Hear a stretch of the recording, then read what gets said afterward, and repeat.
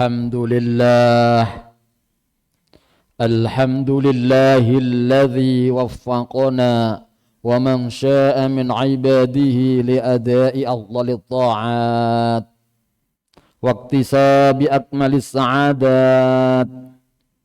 Ashhadu an la ilaha illallahul muttasifu bis sifatil kamalat wa ashhadu anna Muhammadan abduhu wa rasuluhu afdhalul makhluqat.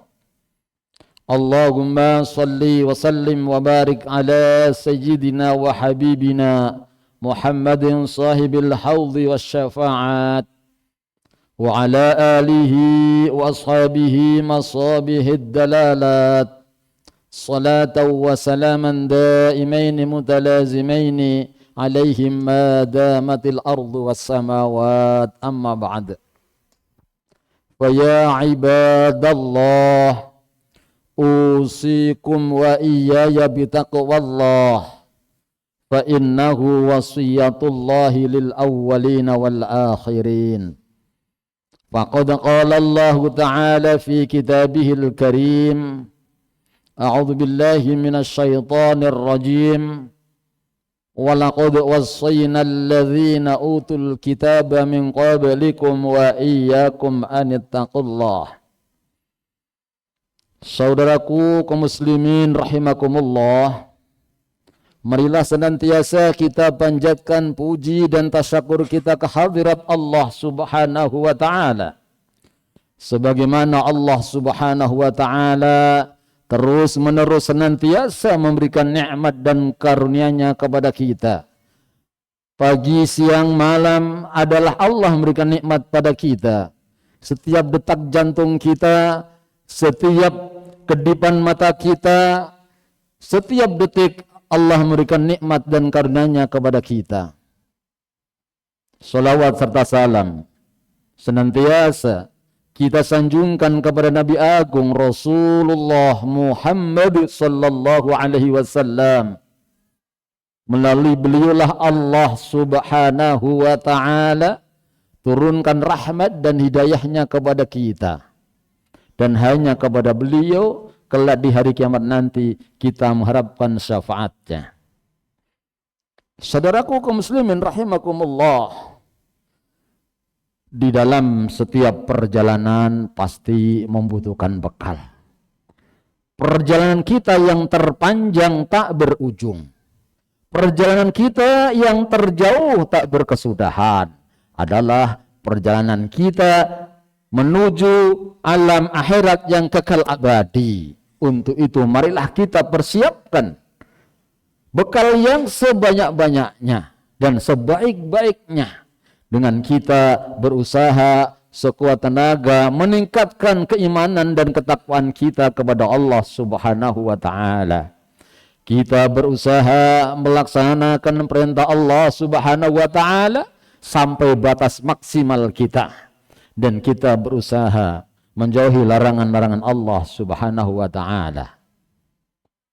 Saudaraku kaum muslimin rahimakumullah, Allah Subhanahu wa ta'ala mengklasifikasikan manusia dalam 3 kelompok.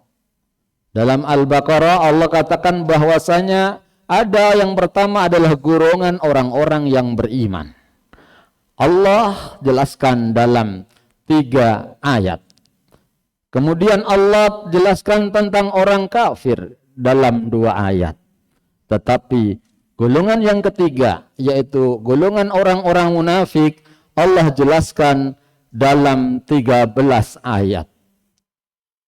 Kenapa? Karena orang yang beriman itu sudah jelas, orang yang kafir itu jelas, sedangkan orang munafik ini yang sering kita kurang jelas. Maka perlu perhatian khusus. Makanya Syekh Yusuf Al-Qaradawi mengatakan bahwasanya seorang mukmin hendaknya dia mempunyai perhatian kepada suatu perkara yang sesuai dengan proporsi Al-Quran, memberikan perhatian tentang suatu perkara tersebut. Artinya kalau Al-Quran menjelaskan tentang kemunafikan lebih banyak, maka seorang mukmin kita hendaknya juga mempunyai perhatian tentang kemunafikan ini dalam kehidupan kita. Kata Imam Ibnu Katsir mengatakan, an-nifaq adalah idharul khair wa israrus syarr. Munafik itu apa? Nifak itu apa? Nifak adalah sifat atau perbuatan, munafik adalah orangnya. Islam adalah ajaran, perbuatan, Muslim adalah orang yang melaksanakannya. Jadi kata beliau, nifak atau munafik itu adalah idharul khair, orang yang menampakkan kebaikan, wa israrus syarr, dan dia menyembunyikan keburukan, dia menyembunyikan kejahatan. Orang yang di luarnya seakan-akan mau menolong kita, padahal dalam hatinya dia untuk menutupi, dia ingin mencelakakan kita. Dia orang-orang yang seakan-akan dia adalah menjadi penasihat kita, padahal sebenarnya dia adalah orang-orang yang ingin menjatuhkan kita, yang menyesatkan kita. Itulah yang dinamakan munafik. Syekh Ali As-Sabuni dalam kitabnya Safwatut Tafasir, beliau mengkelompokkan munafik dalam dua bagian. Yang pertama adalah munafik i'tiqadi. Munafik i'tiqadi adalah orang-orang yang di luarnya, zahirnya menampakkan beriman, tetapi dalam hatinya sebenarnya dia ingkar kepada Allah. Dia tidak beriman kepada Allah, tidak beriman kepada Rasulullah dan lain sebagainya. Ini adalah orang-orang yang munafik i'tiqadi. Ini adalah dia disamakan dengan orang-orang kafir, kata Syekh Ali As-Sabuni. Kemudian yang kedua adalah munafik amali. Munafik amali adalah orang yang beriman tapi dia sering melakukan perbuatan-perbuatan orang munafik. Nifak atau munafik ini termasuk penyakit hati yang parah. Penyakit hati yang paling parah. Allah berfirman, fi qulubihim maradun fazadahumullahu maradha. Orang munafik itu di dalam hatinya ada penyakit, dan maka Allah akan menambahkan penyakit itu. Saudaraku kaum muslimin rahimakumullah, kalau munafik i'tiqadi, insya Allah kita semua sudah terselamatkan. Tapi apakah kita termasuk orang yang terselamatkan dari penyakit munafik amali?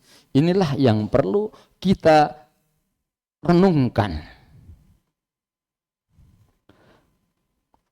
Munafik amali itu kita beriman, orang beriman, tetapi masih suka melaksanakan, melakukan sifat-sifat, karakter, perbuatan orang munafik.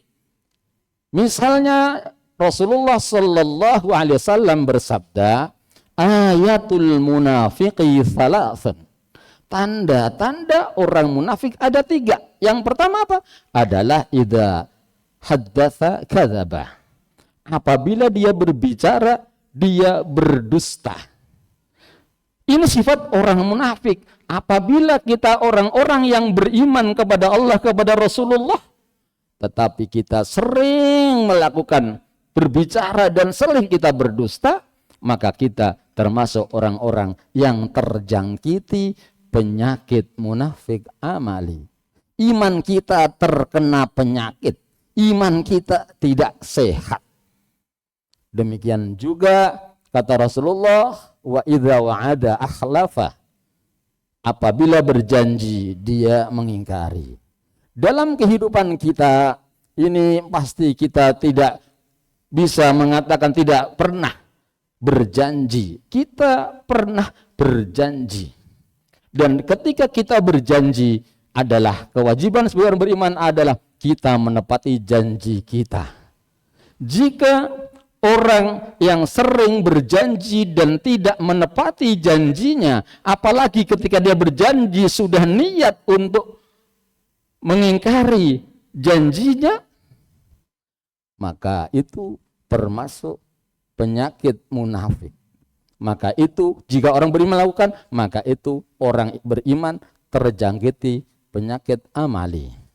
Makanya orang yang beriman itu ketika berjanji dari awal pun harus hati-hati. Sehingga diperintahkan kita membaca, mengatakan insya Allah. Tetap kita korelasikan kemampuan kita kepada Allah Subhanahu wa Ta'ala. Rasulullah Sallallahu Alaihi Wasallam itu ditegur oleh Allah ketika beliau berjanji mau menceritakan tentang kisah Ashabul Kahfi, tidak mengatakan insya Allah besok tidak dikasih oleh Allah wahyu, besoknya janji enggak lagi, besok lagi enggak janji. Dan Allah kemudian tegur, wala taqulanna li syai'in inni fa'ilun dzalika ghadan illa bima syaa Allah. Dan sungguh janganlah engkau berkata aku besok akan melakukan ini kecuali mengatakan insya Allah, jika Allah menghendaki. Dan banyak hadis-hadis yang menjelaskan tentang itu. Yang ketiga, misalnya kita yang sudah hafal semua adalah, dan apabila tidak tuminah khana, apabila diberikan amanah, dipercaya, kita berkhianat, maka itu termasuk perbuatan munafik. Jika kita orang-orang yang beriman tapi sering mengkhianati atas kepercayaan orang kepada kita, maka termasuk iman kita sedang terjangkiti penyakit kemunafikan yang namanya munafik amali. Dan tentu kita sebagai orang yang beriman harus senantiasa berusaha untuk menjauhi hal-hal yang bisa merusak bahkan mengganggu kesehatan iman kita. Kenapa? Karena keimanan kita adalah modal satu-satunya untuk kita mendapatkan ridho dari Allah Subhanahu wa Ta'ala. Kemudian diantaranya juga munafik amali itu dikatakan, misalnya kata Rasulullah sallallahu alaihi wasallam, man taraka thalatha jumu'atin min ghairi udhrin kutiba minal munafiqin. Barang siapa yang dia meninggalkan sholat Jumat 3 kali dengan tanpa uzur. Dalam riwayat yang lain dikatakan mutawaliyatin, 3 kali berturut-turut tanpa uzur, kutiba minal munafiqin, maka dia ditulis termasuk orang yang munafik. Na'udzubillah, tsumma na'udzubillah. Al-Quran juga menjelaskan tentang sifat orang munafik itu, diantaranya adalah wa idza qamu ilas sholati qamu kusala. Dan apabila mereka orang-orang munafik itu melaksanakan sholat, sholatnya itu malas-malesan, ogah-ogahan. Sholat tapi malas, tapi berat. Jika dalam diri kita kadang-kadang merasakan sholat itu kok berat, sholat itu kok malas, maka kita sadarkan diri kita, wah saya terkena penyakit. Nah, kalau kena penyakit, ya segeralah berobat. Kita obati, kita tekad, kita lawan itu. Yang namanya malas itu biasanya ketika mau melaksanakan males-malesan berat, jika sudah sedang melaksanakan, dia tidak nyaman.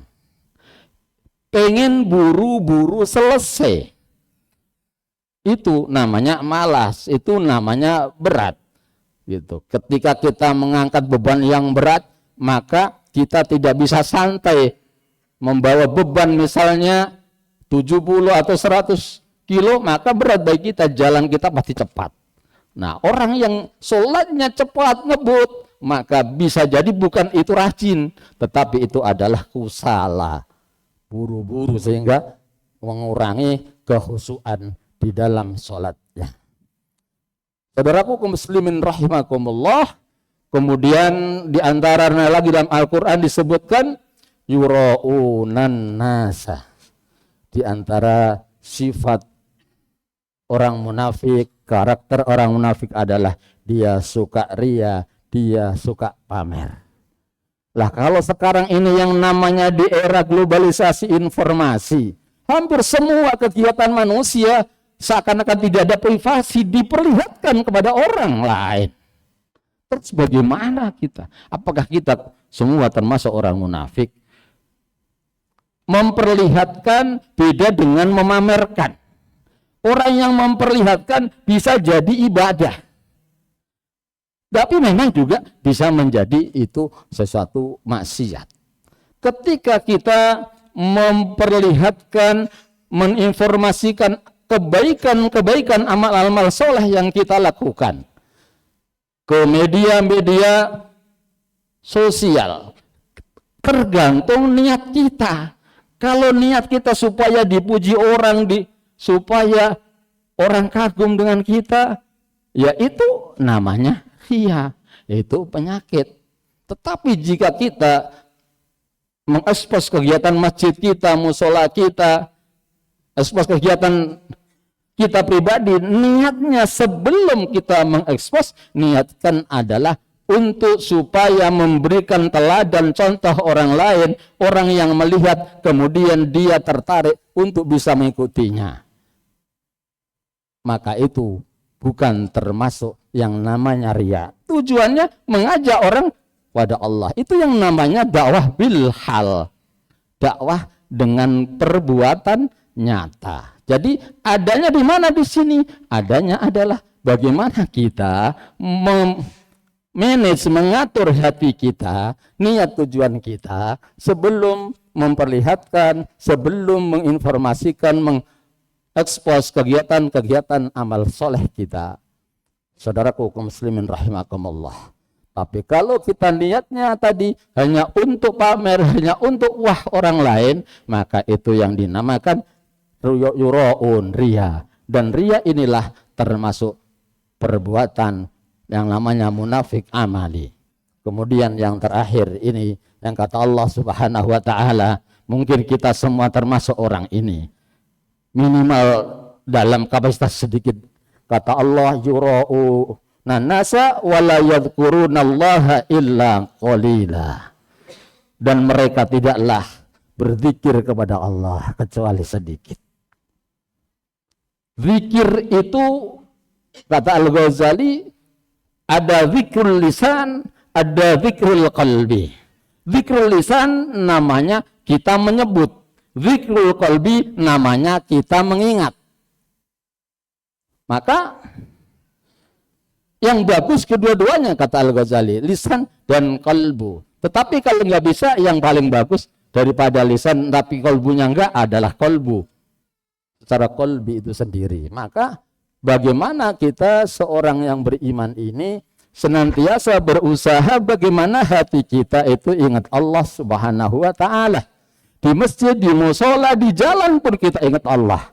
Ketika ada lampu merah kita ingat ajaran Allah, ajaran Islam apa? Itu kalau merah berarti bukan hak kita, pemerintah udah membuat aturan kalau lampu merah berarti kita nggak boleh nyerobot. Kalau kita nyerobot berarti kita menyerobot hak orang lain. Itu haknya jalan orang yang lampunya hijau. Kita marah. Itu termasuk bagian juga aturan. Aturan pemerintah ulil amri yang membawa kebaikan kita, yang tidak bertentangan dengan ajaran pokok Islam, maka termasuk hal yang harus kita taati. Saudaraku kaum muslimin rahimakumullah, berzikir adalah mengingat Allah di jalan di mana kita ingat Allah dan melihat sesuatu kita kaitkan dengan Allah Subhanahu wa taala. Hati kita harus kita biasakan itu. Walaupun sering kita lupa, tapi tetap sering dan sering kita berlatih. Jadi hidup kita ini sebenarnya kata mutasawwifin, para ahli tasawuf adalah bagaimana melatih hati kita untuk selalu ingat Allah, sehingga ketika di akhir hayat kita dicabut nyawa kita, dipanggil oleh Allah Subhanahu wa taala, maka kita sedang ingat Allah, kita sedang menyebut asma Allah Subhanahu wa taala. Itulah inti husnul khatimah. Saudaraku kaum muslimin rahimakumullah, semoga Allah Subhanahu wa taala memanggil kita dan kita dalam keadaan hati kita selamat dari penyakit-penyakit hati, kemunafikan amali ini. Di hari kiamat nanti kata Allah, yauma la yanfa'u malu wala banun illa man atallah biqalbin salim. Yaitu di hari kiamat nanti tidaklah berguna harta-harta yang kita miliki, anak-anak, baik keluarga kita yang kita miliki tidak bisa membela kesalahan kita. Illa man atallah biqalbin salim, kecuali orang-orang yang datang kepada Allah memenuhi panggilan Allah dalam keadaan membawa hati yang salim, hati yang sehat. Hadanallahu wa iyyakum ajma'in fa innahu yahdadil muhtadin.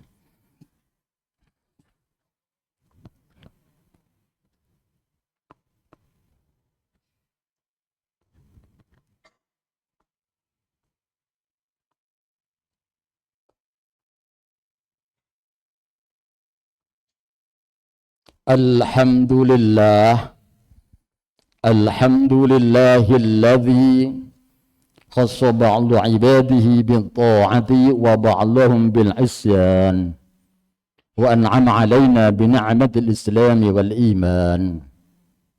Asyhadu an la ilaha illallah daimul ihsan wa asyhadu anna Muhammadan 'abduhu wa rasuluhu sayyidu waladi adnan. Allahumma salli wa sallim wa barik ala sayyidina wa habibina Muhammadin habibir rahman wa ala alihi wa ashabihi ulil bahjati wal irfan wa man tabi'ahum ila akhiriz zaman, amma ba'd. Fa ya ibadallah, usikum wa iyaya bitaqwallah bi an tamtathilu ma amarakum bih wa an tajtanibu ma nahakum anhu mastata'tum. Ittaqullaha qad fazal muttaqun wa may yattaqillaha yaj'al lahu makhraja wa yarzuqhu min haitsu la yahtasib. Wa'lamu anna Allaha wa malaikatahu yusalluna 'alan nabi ya ayyuhalladzina amanu sallu 'alaihi wa sallimu taslima. Allahumma salli wa sallim wa barik ala sayyidina Muhammad wa ala ali sayyidina Muhammad sayyidil awwalin wal akhirin wa radiyallahu ta'ala an sadatina ashabi rasulil ajma'in bi rahmatika ya arhamar rahimin. Allahumma ighfir lana dhunubana wa dhunuba abaina wa ummahatina warhamhuma kama rabbayana shighara walil jami'il mu'minina wal mu'minat والمسلمين والمسلمات الأحياء منكم والأموات. اللهم أرنا الحق حقا وارزقنا اتباعه وأرنا الباطل باطلا وارزقنا اجتنابه. اللهم أعنا على ذكرك وشكرك حسن عبادتك. اللهم أحينا سعداء وأمتنا شهداء واحشرنا في زمرة المصطفى واحشرنا في زمرة المصطفى. اللهم انصرنا وانصر الإسلام والمسلمين واهلك الكفرة والظالمين واهلك الإسرائيليين واهلك الإسرائيليين. اللهم اعز الاسلام والمسلمين وانصر جيوش المسلمين والمجاهدين في فلسطين والمجاهدين في غزة والمجاهدين في اي مكان. اللهم ارفع راية الاسلام فوق مسجد الاقصى. اللهم كرم الارض المباركة. اللهم كرم الارض المباركة. اللهم ارفع راية الإسلام وحكم دولة القرآن واجعلنا من جنود القرآن واجعلنا من جنود القرآن. ربنا آتنا في الدنيا حسنة وفي الآخرة حسنة وقنا عذاب النار والحمد لله رب العالمين. عباد الله اتقوا الله إن الله يأمر بالعدل والإحسان وإيتاء ذي القربى وينهى عن الفحشاء والمنكر والبغي يعظكم لعلكم تذكرون. فاذكروا الله يذكركم واشكروا على نعمه يزدكم ولا ذكر براكم الصلاة.